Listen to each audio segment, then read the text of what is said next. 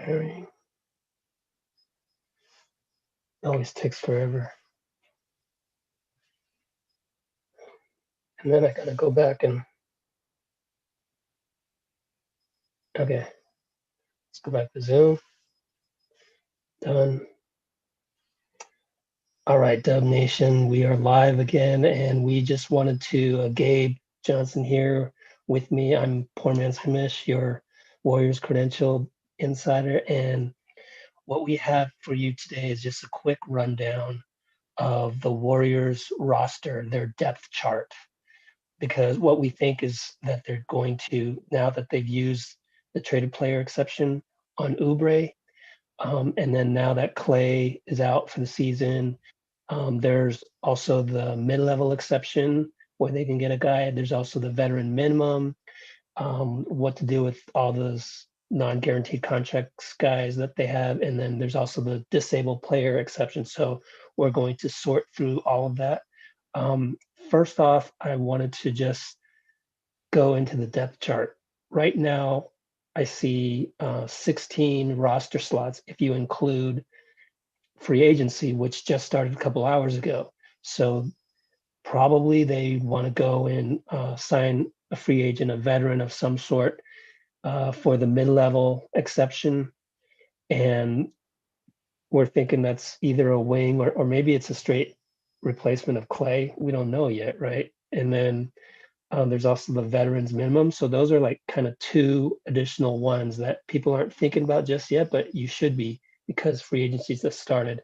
And we're also thinking the veteran minimum is probably going to be like for a backup point guard.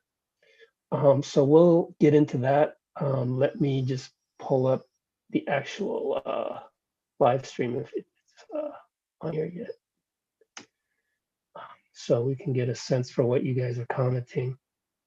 Well, I don't even see it up yet. So I don't know what's going on. I'll keep searching for that. But let's go through the list of 16 players that we have. So starting five, let's say Steph, Oubre, Wiggins, Draymond. Let's say it's Marquise Chris for now. Who cares, right? Wiseman is the sixth guy. Jordan Poole, 7. Paschall, 8. Looney, 9. Damion Lee, 10. The mid-level exception guy, whoever that might be, is the 11th. The veteran minimum, say it's a backup point guard guy. That's going to be the 12th guy. Juan Toscano is like the 13th. Michael Mulder's the 14th. Smiley is the 15th. And Klay himself is the 16th guy. So I'm going to list all those names in the description later, but just sort of like start mentally picturing that. So Gabe, why don't you explain Klay and the disabled player exception? Yeah, so we have news that, yesterday that the Warriors are applying for the disabled player exception. And so what this is it's essentially a tool in the cap to help teams like the Warriors who have had sort of a tragic player loss for the season scenario. And so to qualify for this, you have to have a doctor that's ruled the player out for the whole season, which has happened with Klay already.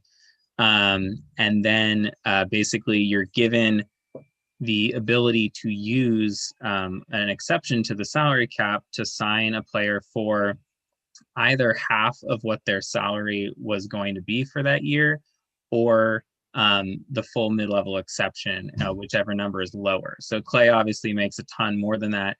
And so what we're getting is the full mid-level exception, which we wouldn't normally be allowed to do because we're an over-the-cap team right now.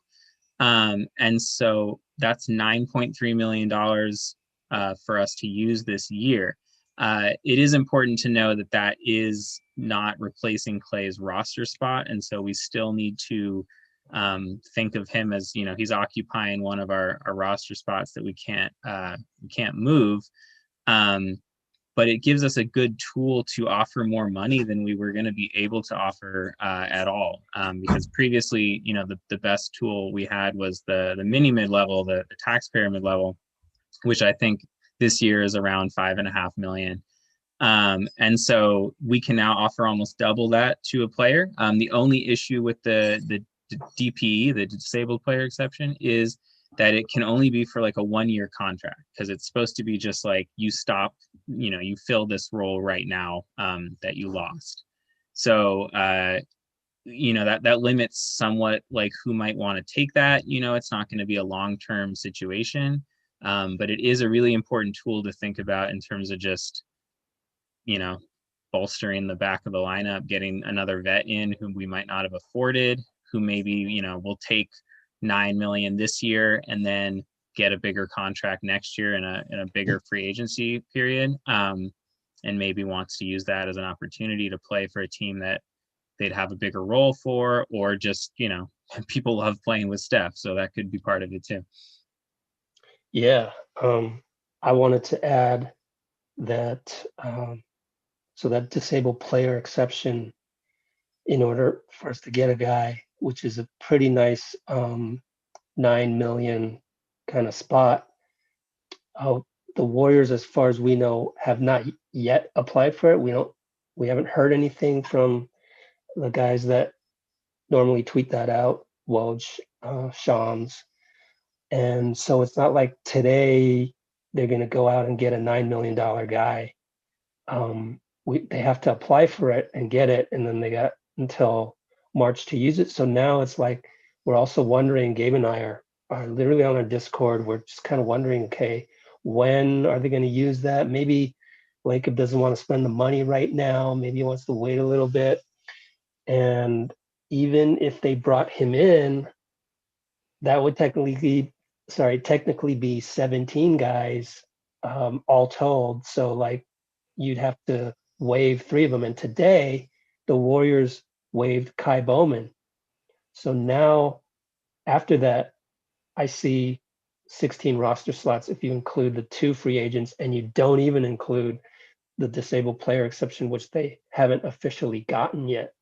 Yeah, I mean, I think just to jump in for a sec, I think maybe the better way to think about it is, what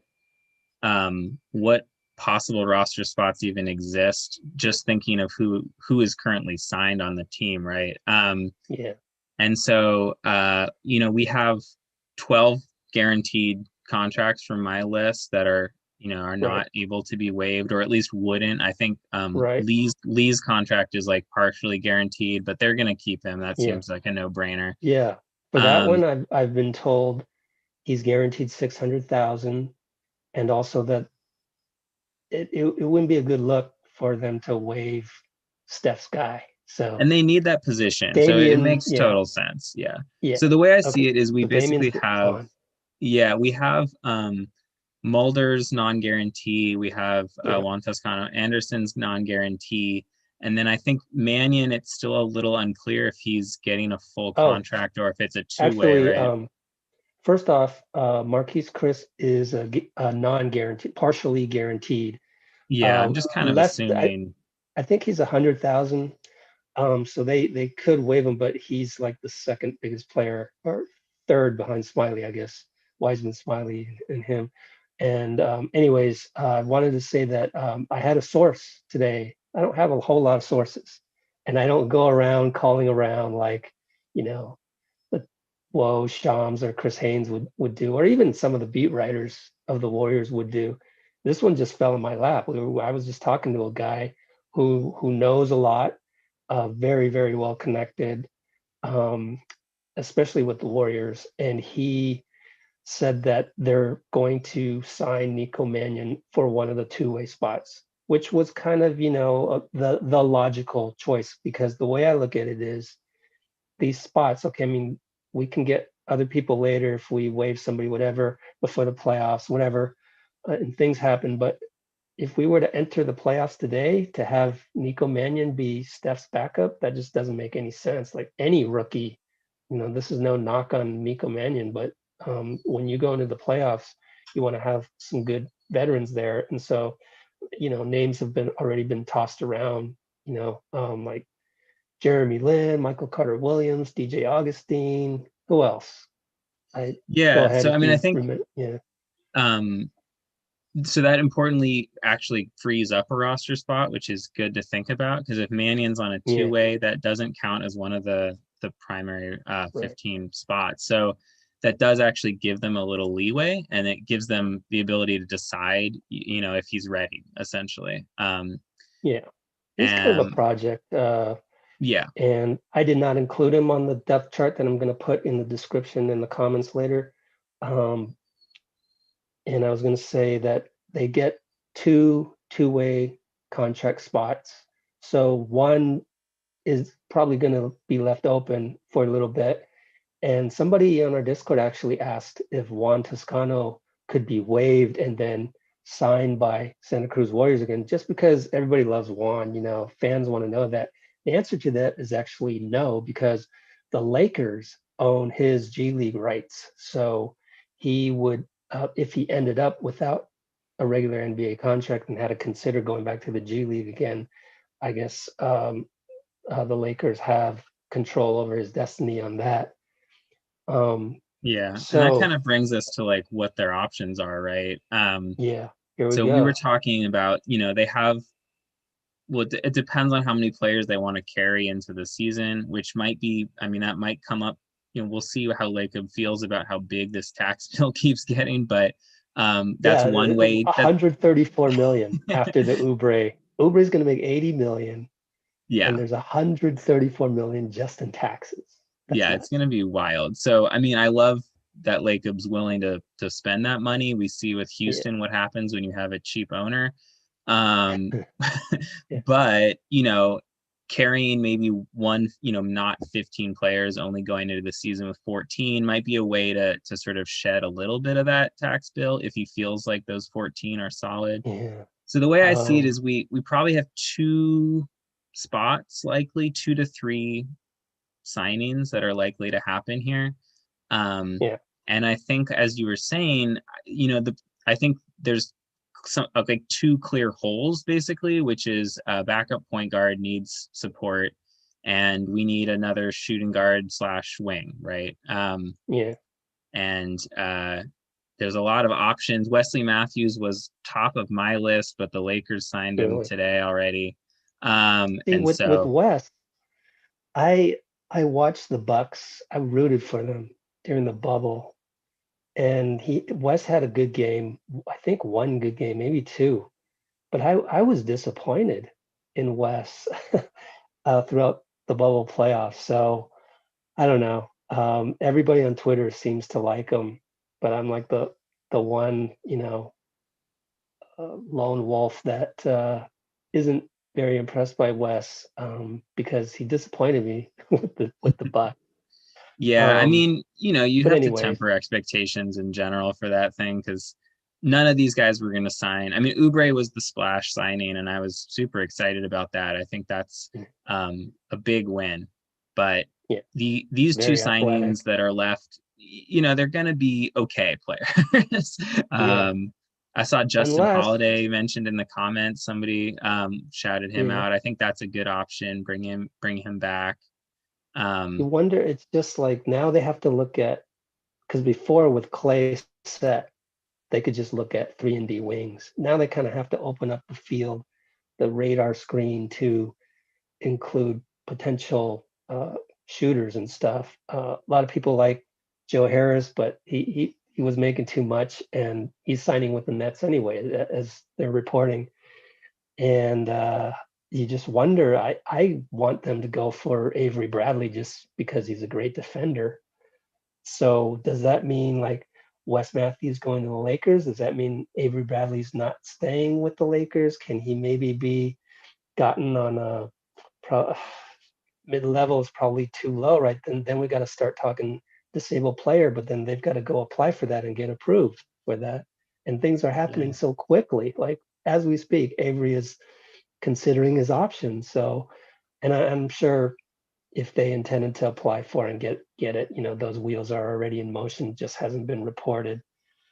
But anything else you see on here, it just they're going to have to cut somebody, and we were thinking it's probably going to be Juan Toscano Anderson, just because with Klay going down, you kind of want to have that shooting guard around, and that would be Michael Mulder, because I will list those 16 names in the description, and one of them's got to go because you only get 15, and and they're probably going to sign a free agent at the mid-level. They're probably going to sign a free agent as a veteran at the veteran minimum. So it's very fluid and it's very interesting what they'll do. But yeah, I mean, you heard it here, folks. You heard it here first, folks. We think that Juan Toscano-Anderson's probably not going to be the next guy to survive. You know, first it was Kai Bowman today, and whatever move they make, they've got to be able to create the roster space for the new free agent, whoever it may be. Let's Yeah. look in the comments a little bit. People Yeah, I'm keep seeing saying Avery Jay Bradley, Crowder. Jay Crowder. I mean, Crowder's been on the list. It's from what I've been seeing He's on Twitter, making Miami 7 is to 8 pretty, million. yeah, Yeah. Miami's gonna probably just bring him back. And I mean, from what we're seeing already in free agency, Miami seems to be just kind of bringing their whole team back. All And short-term that's, deals. Yeah, yeah, run it makes back. sense. They're loading up for Giannis room next year and bringing the whole team back for 1+1s or whatever. There was a thing on what's the latest on Ibaka? Let's see. He's taking meetings. I think we're not going to He's know taking today me. from him. Who's in the running for him? Did Sean say? No, they've just said multiple contenders from both conferences was the most clarity we got there. I'm sure Yeah, I Toronto's I going to don't think offer him, we. and yeah. Yeah, our mid-level is just only 5.7 million. We can't afford to get a guy like Ibaka. He's expecting way No. more. And now And that like as we far as have, we know, disabled player, we haven't gotten it yet. yeah, and now that Go we ahead. have such a need at the wing, like we probably aren't even trying to get Ibaka, frankly. I mean, it'd be cool, but like Yeah, we have bigger priorities now. yeah, exactly. There's a mention of Millsap, but then we're right back to the same problem is we just lost Klay. So it's kind of like, and we still don't have a backup point guard, like a bona fide backup point guard. Yeah, I know Jordan Poole can play a little backup point guard, but he's not a pure point guard. Yeah, they need a vet at the point guard position. Some names that are out there that are unrestricted and might be an option. You've got DJ Augustine. Yeah, You've got Brad Wanamaker just got waived by the Celtics. He was a solid backup for right. them. Oh, yeah, Um, he was. you've got guys like Jeff Plays Teague is great out defense there. too. Yeah. Yeah, Jeff Teague. What do you think about Teague? Because I've heard his name mentioned a few times, but I just haven't heard anything exciting just covering the Warriors on the beat the last few years. Yeah, I mean, I think he was sort of badly cast as a starter. Didn't, just wasn't really good enough to be a starter, but kind of got put in that role and then overpaid, and that affected a lot of his perception. But I think he's kind of one of those guys who does everything okay. Like he's not gonna wow you in any category, but he can pass. He can shoot a little, he can defend a little. He's not gonna wow you, but if he's your backup, like that's fine. All right, in the comments so far, I see no cap 757. So far, I guess it's the best comment. If we can get Avery Bradley, we should. But if not, then let's get Brad Wanamaker. All right, why not? I like that. Yeah, I think Wanamaker is a good option. I mean, he was Except those playing are kind backup of minutes for the Celtics in the playoffs, so yeah, that isn't an either or though, because right, Wanamaker would come in at the veterans minimum, I believe, right? probably. Could be wrong about that. And then Avery Bradley, I feel like the mid level is probably not enough. It's a Uh, tiny bit of a raise for him, so we probably have to apply for the disabled and get that real quick. Michael Carter Williams, yeah, I liked him in the bubble. I specifically watched a couple of his games because I knew he was on the radar screen as a backup point guard. I liked what I saw because he's physical and he doesn't turn the ball over much. So he'd be a good veterans minimum as well. There was Jeremy Lin. I feel like that's almost a marketing play, half a marketing play, half actual ability to contribute. Yeah, he'd And be fine probably. yeah, Shooting guard's so really like the big one that I'm interested in because obviously, I mean, I yeah, imagine they'll start. Oubre and Wiggins and have this crazy long, super long lineup. But we need a shooting guard who isn't Damion Lee and is a little more battle tested. So Bradley, I think Bradley's small, which is my only concern. I mean, he's a really good. He's better at defending point guards, really, but I think that kind of works because Klay was usually put on the point guard anyways, while Steph was hiding on somebody less dangerous. So I like Justin Holiday a lot. I think that could be a really solid option. You know, he's a decent shooter, decent defender. I think usually I'd be like, not too sure, but it's like, what is there to choose from now that Klay's gone? I mean, you kind of have to really just kind of go, okay, we're running, you know, starting five, the ball gets jumped at half court, and here we go. Season started. Who is running Klay's routes on the plays, right? In Kerr's system, like who can you envision? It's weird to envision Oubre or Wiggins, maybe they switch, to actually be the guy that curls around Marquise Chris in the corner and catches and shoots. It's weird to consider that. I feel more comfortable that it'd be like an Avery Bradley or even a Justin Holiday, maybe. And that's the thing. This loss of Klay is just, it's pretty earth-shaking.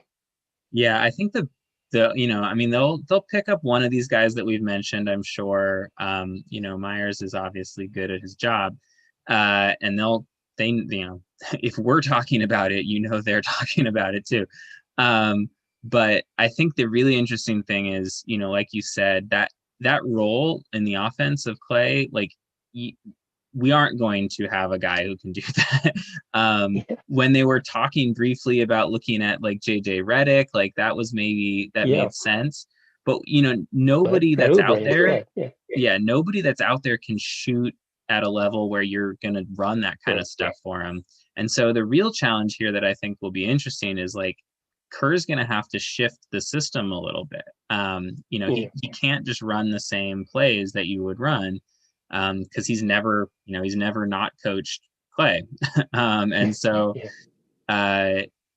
we have a different team now. We have a long, slashing, athletic team now that we don't have a team that's running off of the three-point line as much, other than Steph, obviously. So I think, you know, if he can come up with a more Steph orchestrates while Wiggins and Oubre are slashing off of post action with Wiseman, you know, like I think he's going to have to get a little creative. It'll be a little bit more of a test, but I imagine he's kind of excited for that because I think he's gotten a little bored to some extent during those years.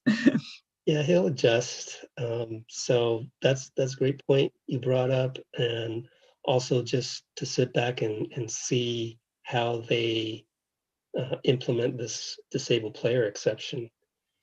And then if they do that, then they're going to have to cut one more guy. Besides, you know, I mean, it's going to be Juan Toscano, Anderson, and Mulder probably by the time their contracts need to be decided on. But yeah, I hope everybody sort of got their hands around everything now. And anything else you want to add? Otherwise, we'll probably just leave it at that for now. I just saw a mention of Alec Burks, our old friend from last year. Yeah. And he's a free agent again, and I think that wouldn't be a bad idea. He showed a lot last year. I mean, he's not the shooter, and I think we're gonna have to just let that dream die. But he showed the ability to handle a little bit. You know, he could carry a little bit of that backup like guard playmaking kind of responsibilities if we don't get a point guard that's like particularly great.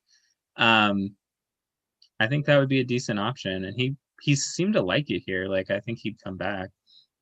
How about GR3? Because when we talk about Burks, we always got to talk about GR3. Yeah, he's available too. Like, probably like a minimum. Probably would take a minimum. Yeah, we'll see. But again, remember, fans, those are like 13th and 14th spots. So not as really significant at the end of the day. Okay, so let's wrap this up. I think we just threw out everything on the table for everybody. Thanks for liking, commenting, subscribing, and following us on Twitter at Let's Go Warriors, We're on Instagram as well. And now we have a Discord. So if you want to try and get in on that, just DM us either on Twitter or Instagram.